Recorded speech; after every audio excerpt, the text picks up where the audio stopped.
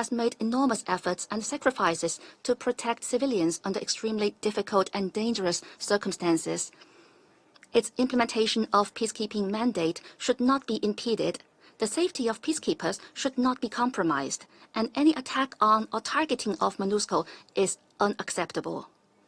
All parties to the conflict should facilitate its performance of its duties and lift unreasonable restrictions on its freedom of movement, logistical supplies, and troop rotation. China supports a bigger role by MONUSCO in the peace process in the Eastern DRC in light of the changing landscape and is ready to participate actively in the Council's discussions.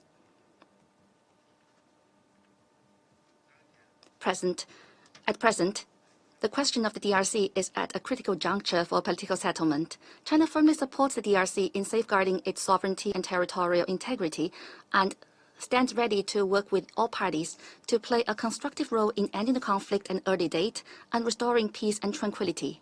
Thank you, President. I thank the representative of China for the statement, and I give now the floor to the representative of Panama. Gracias, señora. Thank you, Madam President. Distinguished members of the Council, allow me to begin by thanking Ms. Bintu Keita, Special Representative of the Secretary-General in the Democratic Republic of the Congo. I thank her for her presentation of the Secretary-General's report issued in accordance with Resolution 2765 of this Council. Moreover, we express our gratitude for the participation of Charlotte Slente, Secretary-General of the Danish Refugee Council. We also recognize the representatives of the Democratic Republic of the Congo, Rwanda, Angola, and Burundi. They do us a great honor by being here at this meeting today. Panama notes with grave concern the continued worsening of the situation in the Democratic Republic of the Congo. There, the people continue to fall victim to systematic violations of human rights, as well as to increased recruitment of children to armed conflicts and an alarming escalation of sexual and gender-based violence, this disproportionately affecting women and girls. Since the taking of the city of Goma in January 2025, reports of systematic human rights violations and abuses have increased greatly in number. Recent reports document indiscriminate attacks against hospitals, attacks in which M23 combatants have abducted patients, including civilians, and wounded Congolese soldiers. They have been subjected to inhumane treatment and torture. Moreover, we have received reports of atrocity crimes, such as gang rapes and attacks against human rights defenders in North Kivu and South Kivu. Sexual and gender-based violence have reached unacceptable levels. Humanitarian organizations have reported a significant increase in sexual assaults in these regions, with more than 38,000 cases documented in the province of North Kivu alone in the first quarter of this year. Moreover, girls and boys are among the primary victims of this conflict. According to UNICEF, thousands of minors have been subjected to sexual violence, abductions, and forced recruitment by armed groups. In addition, we have seen the closure of more than 2,500 schools. This has left around 795,000 girls and boys with no access to education, and this has devastating consequences for the region's development and its long-term stability. The humanitarian crisis also continues to grow to critical levels. Around 8 million people have been internally displaced as a result of persistent violence and insecurity. At the same time, 22 million people now require urgent humanitarian assistance. These communities are facing extreme levels of food insecurity, limited access to drinking water, and to essential healthcare services.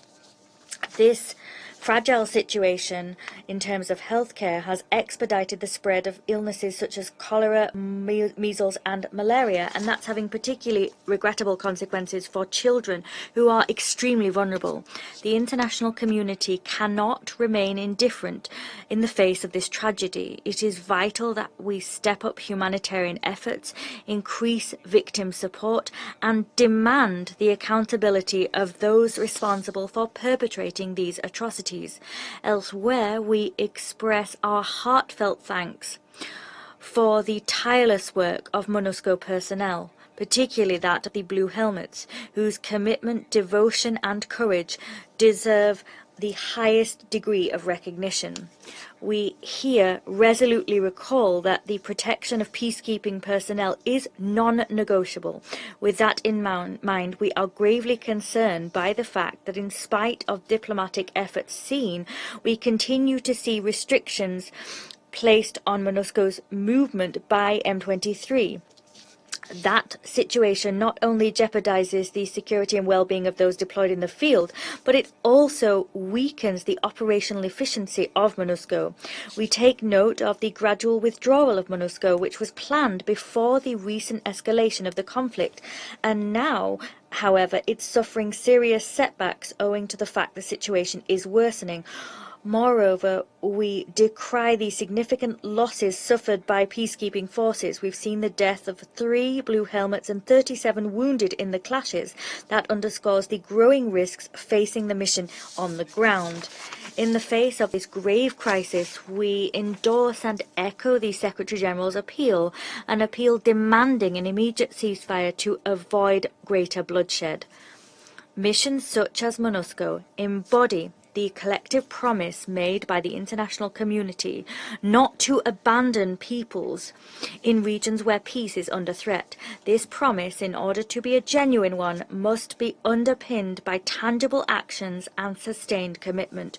We recognize and value regional efforts made to calm the conflict, and we express our concern at the recent announcement made by Angola that it will withdraw from its role as mediator. That stands as an additional challenge to diplomatic efforts underway to achieve peace in the region.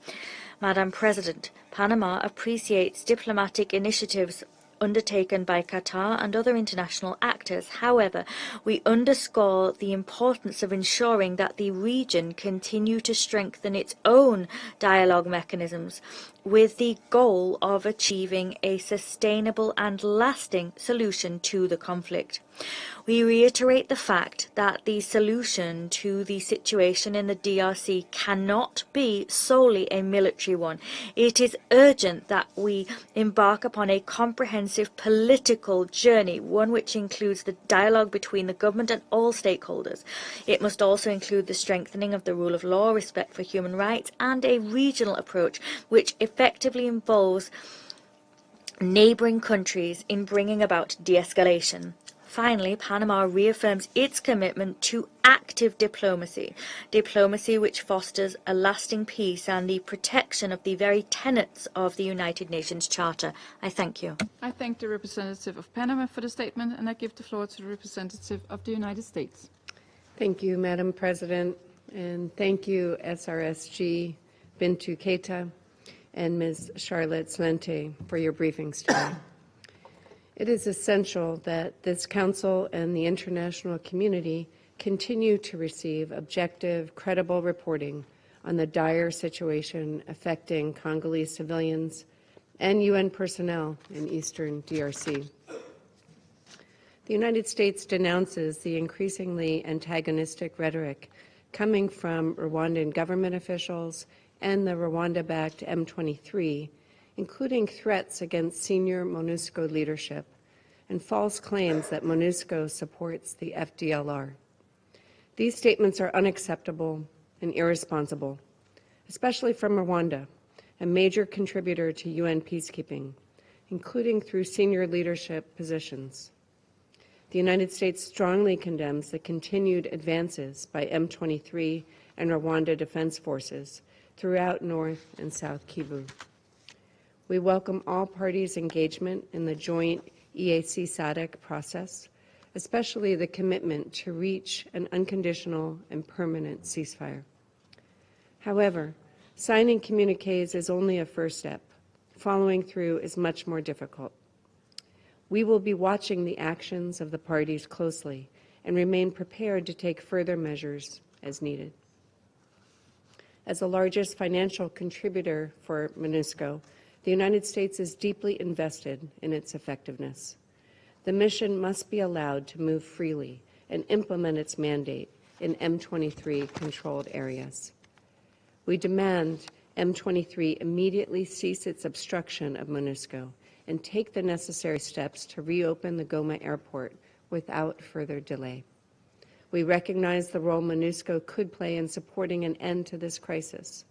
Through its expertise, mandate, and infrastructure, MONUSCO is well equipped to support the implementation of a ceasefire or negotiated solution, as it has done many times throughout its history. However, absent a sustainable ceasefire or guarantees for MONUSCO's freedom of movement, UN troops are prevented from leaving their bases, all while M23 commits human rights abuses across Goma. This situation is unsustainable. If MONUSCO can no longer carry out its mandate to protect civilians in M23-controlled areas, we as Council members should consider all options, including a re-examination of the mission's mandate, which no longer reflects its operating environment. Outside of M23-controlled areas, MONUSCO is making tangible, life-saving contributions to the DRC's security, including through rapid deployments that protect civilians from armed groups. We urge DRC forces and Uganda to deconflict operations with MONUSCO and support its efforts to protect civilians, disrupt armed group attacks, and counter any terrorist threats. We acknowledge the decision by SADC to terminate the mandate of SAMI DRC and honor the troops that gave their lives in service of Congolese stability. M23 and Rwandan forces must facilitate a safe and orderly withdrawal of SAMI DRC forces and equipment.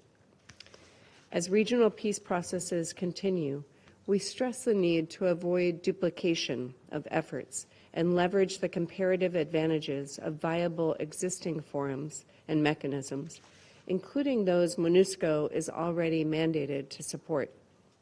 Furthermore, if regional actors envision a role for MONUSCO to support such processes, they should ensure MONUSCO has a seat at the table. Finally, 2 months after M23 and Rwandan forces seized Goma, and more recently Bukavu and Walikale, we underscore the need for sustained pressure on all parties to work in good faith toward a diplomatic resolution to the conflict in eastern DRC. We must abandon the fantasy of short-term military solutions in favor of a durable peace powered by regional and international investment that allows the Great Lakes region to benefit from its vast natural wealth. Thank you.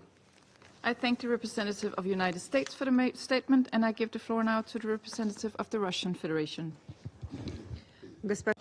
Madam President, we'd like to thank the Special Representative of the Secretary General, Ms. Bintu Keita, for her briefing. We welcome the participation in this meeting of the Minister of Foreign Affairs of Rwanda, Mr. Olivier Nduhungirehe, as well as the representatives of the DRC, Angola, and Burundi. We listened very carefully to the Secretary General of the Danish Refugee Council, Ms. Charlotte Slente. Over a month has passed since the Security Council adopted Resolution 2773. Regrettably, today we're compelled to acknowledge that the main demands of the Council have not been implemented. Hostilities are ongoing, and a ceasefire has not been established. The M23 is expanding its territorial control and imposing its administrative and management system in the areas it has taken over. The call for Rwanda and the DRC to stop its cooperation with illegal armed groups, has been ignored. We call for the swift implementation of Resolution 2773, an end to military clashes, and a withdrawal of M23 from settlements they've seized and territories they've occupied. We call on Rwanda to respond to Security Council's demands to stop support to the M23 and withdraw their military units. This is necessary, first and foremost, for the Congolese people, civilians. Owing to the hostilities since the start of the year, thousands of Congolese have died, hundreds of thousands have been internally displaced, the majority of them repeatedly so. In conflict-affected regions, there are ubiquitous human rights violations, including sexual violence and the recruitment of children into the ranks of illegal armed groups. We shouldn't forget that behind these statistics, there are actual people. They're paying with their lives and the well-being of their families for the inability of politicians to settle their differences at the negotiating table. We're disquieted by the growing trend of the conflict's regionalization and the sharpening of disagreements between states in the Great Lakes region. Clearly, under these circumstances, what we need is to intensify regional diplomatic efforts. First and foremost, they should be focused on the implementation of consensus-based decisions taken at the AU Summit and the EAC SADC Summit. This is the only path towards sustainable political formulae for settling the crisis. There cannot be a military solution. We welcome the important agreements reached following the EAC SADC Summit on the 24th of March. We are expecting for the roadmap of practical steps on settling the crisis to be effectively implemented, as well as for the effective work of the high-level facilitator panel, made up of well-respected political leaders from the region. We support our African colleagues' focus on harmonizing the Luanda and Nairobi processes. We've also taken note of the fact that the presidents of the DRC and Rwanda met in Doha with Qatar's mediation. We hope that this meeting will be a step on the way towards the normalization of relations between the two states. On a separate note, we'd like to underscore that without resolving the status of the M23, a viable political formula for ending the conflict cannot be found. Since the very start of the escalation, we've followed with alarm developments surrounding MONUSCO. Attacks on peacekeepers are unacceptable under any circumstances. Peacekeepers' safety is a priority for all of us. The escalation of the crisis has had a most serious impact on the mission's ability to effectively implement its mandate. We stand convinced that the Council must swiftly respond to the situation as it unfolds. We shouldn't put up with the status quo that's been imposed, especially in areas that are under 23 control now. The situation of peacekeepers in Goma and surrounding areas is unstable. It cannot remain this way going forward. The reputational risks to UN peacekeeping are simply too high. What's highly dubious in our view is the hospitality extended by MONUSCO to members of European private military companies. We want to reiterate that MONUSCO's mandate as regards disarmament, demobilization, and reintegration of former combatants bestowed upon it by the Security Council bears no relation to the events we witnessed thanks to the media's reporting. Given the potential further transition of MONUSCO, the Council must first and foremost consider the situation on the ground. We must act in a timely fashion without allowing for the situation to deteriorate due to any changes in the configuration of the peacekeeping presence in the country. It's important for us to hear the opinion of Secretariat colleagues on this front. We will ascribe serious significance, without a doubt, to the position of the host country, and we hope that we will be apprised of it in the very near future. To conclude, we'd like to once again express our solidarity with the government and people of the DRC. The Russian Federation insists on the need to respect the sovereignty, territorial integrity, independence, and unity of the DRC as per the UN Charter. We will continue working to achieve this in practice, as well as for the crisis to be settled diplomatically. I thank you. I thank the representative of the Russian Federation for their statement, and I now give the floor to the representative of the United Kingdom. Thank you, President. Let me start by thanking SOSG Keita and Ms. Slente for briefing us today. And I pay tribute to the work of the brave staff and personnel of MONUSCO, operating in the most challenging environment. I welcome the participation of the representatives of the DRC, Rwanda, Angola and Burundi. President, I will make 4 points. First, the UK regrets that despite the clear and urgent message that this Council sent last month, with the unanimous adoption of Resolution 2773, M23 and Rwandan Defence Forces have continued their territorial advance. We strongly condemn the capture of Walikale, and we reiterate that the Rwandan Defence Forces must withdraw from sovereign Congolese territory, and all regional actors must cease support for armed groups. In addition, the UK condemns M23's continued restrictions on MONUSCO, which have prevented the mission being able to deliver key tasks mandated by this Council.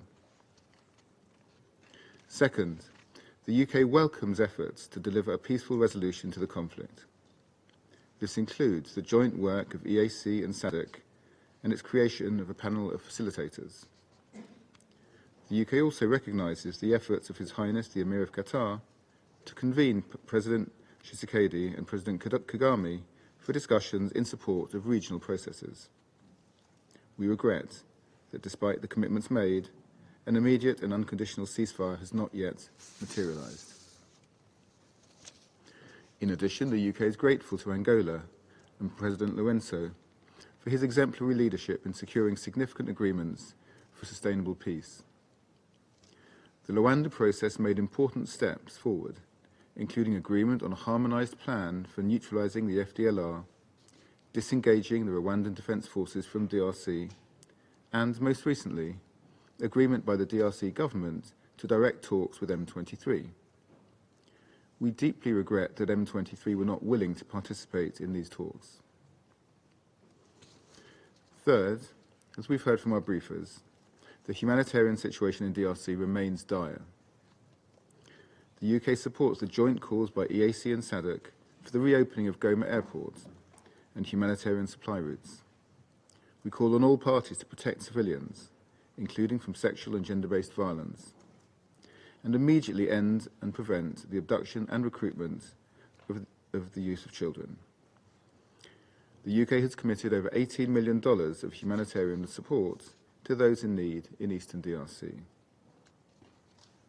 Finally, President, the conflict in eastern DRC is undermining security across the region. We urge the parties to engage now in the regionally led peace processes to bring it to a sustainable end. I thank you. I thank the representative of the United Kingdom for the statement, and I give the floor to the representative of the Republic of Korea. Thank you, Madam President. I thank SRSG Keita and Ms. Salente for their briefing today. I also welcome the Minister Nduhurigire of Rwanda and representatives of DRC, Angola, Burundi to this meeting. Ever since the M23's offensive began last January, the Council has convened for the 5th time today and adopted a strong, unanimous resolution 2773. African states, regional organizations, and friendly countries have also made relentless diplomatic efforts to facilitate a political solution. Despite all these collective endeavors, it is deplorable that an immediate ceasefire is yet to be agreed upon and conflict violence continue to escalate in eastern DRC. Over the past week, we have witnessed the fighting over control of Walikale, another strategic and resource-rich town west of Goma. Moreover, while attention remains focused on the Putin North region in North Kivu, violent attacks against civilians by the ADF, Codeco have increased in Grand Nord and Ituri. Every day, without cessation of hostilities, exacerbates the humanitarian crisis, displacing hundreds of thousands and leading to grave human rights regressions. Let me emphasize 3 points in response to this precarious situation. First, the Republic of Korea strongly urges DRC and Rwanda to swiftly agree on political solution as there is no military solution to the conflict. For this truly materialized, M23 must immediately cease hostilities and withdraw from all occupying areas. Both Rwanda and DRC must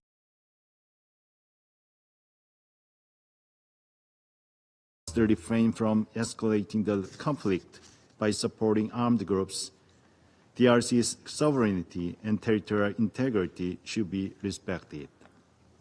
We commend and support recent regional efforts led by the EAC and SADC and look forward to the role of the 5-member panel of facilitators who will build on the significant contributions of President Lourenço of Angola to this peace process. We also welcome the momentous trilateral meeting hosted by Qatar, which reaffirmed the commitment to regional initiatives. Second, we express concern on opportunistic attacks against the civilians by the ADF and Codeco in Grand Nord and Ituri, which is significantly increased in February. We urge armed groups to return to dialogue on the PDDRCS. In this context, MONUSCO's mandate remains critical in protecting civilians from potential attacks, particularly in Jugu. We encourage strengthened coordination between relevant authorities in this regard. MONUSCO's freedom of movement must be ensured. Attempts to hinder its mandate must cease, and the safety and security of peacekeepers must be prioritized as they operate under extremely difficult situations. Third, all parties must uphold their obligation under international humanitarian law and human rights law to end the terrible sufferings of civilians. We are deeply concerned by the alarming scale of human rights abuses and violations. Reports of sexual violence affecting over 60 victims daily, along with the lootings, killings, and the forced return of internally displaced persons are appalling. We hope that Human Rights Council's decision to establish a fact-finding mission and independent commission of the inquiry would ensure accountability for all those who are responsible. Unhindered humanitarian access and the safety of the humanitarian personnel are essential for delivering life-saving aid. We reiterate the Council's call in Resolution 2773 to urgently open humanitarian corridors as well as Goma Kabumu airports in this regard.